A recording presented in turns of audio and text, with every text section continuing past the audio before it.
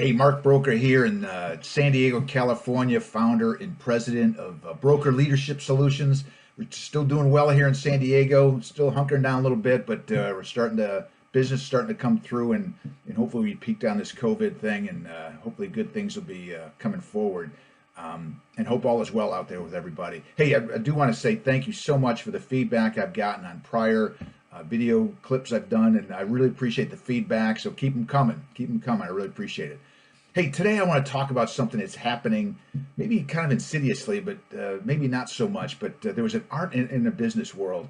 There's an article in the Wall Street Journal recently. It talked about how Alphabet, Twitter, Facebook, they're basically letting their folks, I think Twitter's letting all their folks continue to work remotely going forward. And if you go on the roads around here in Southern California, usually there's traffic jams, 5 o'clock, 8 o'clock in the morning. That's not happening so much. So I don't know what's going to happen in the future, but we know this. We know there's going to be a lot more people working from home when we're beyond this thing.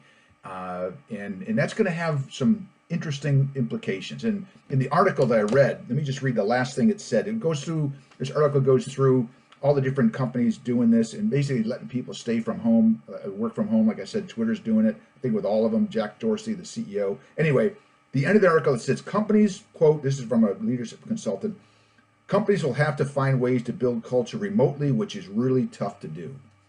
Well, it's obvious, I agree that it's going to be tough to do, but it's not impossible to do. And that's what I want to talk about. How do you build a culture when you got folks scattered, frankly, all over the place?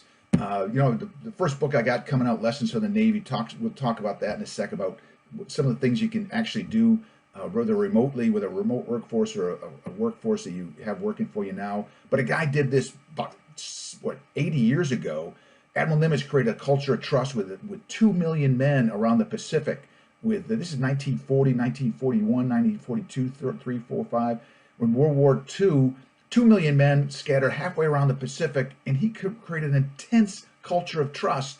And these men did great things, and women, and won the war in the Pacific. The question is, how the heck did this guy pull this off with no social media and hardly any phones? Well, he did it, and that's what I want to talk to you about.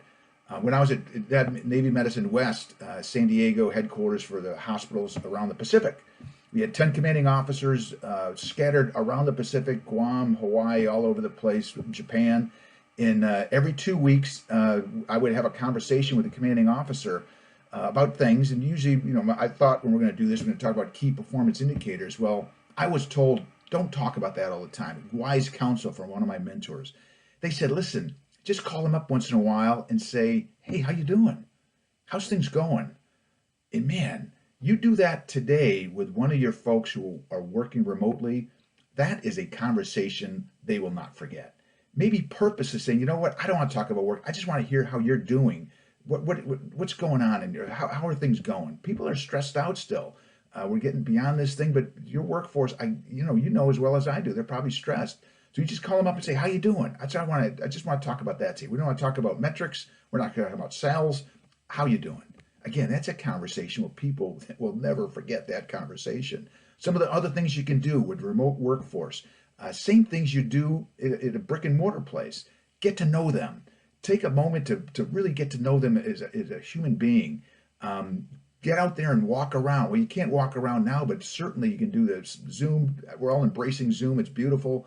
Other synchronous ways to communicate, webinars and whatnot. Do that a lot. A phone call is good, but seeing the face is a beautiful thing. Be respectful. Listen. When you ask about their concerns, man, you listen with your heart, and they'll know when you're listening with your heart. That's beautiful. It's a signs of great respect, and still hold people accountable. They're doing a good job. Man, make sure you tell them. If they're not, have that difficult conversation, subtly, but you gotta go there.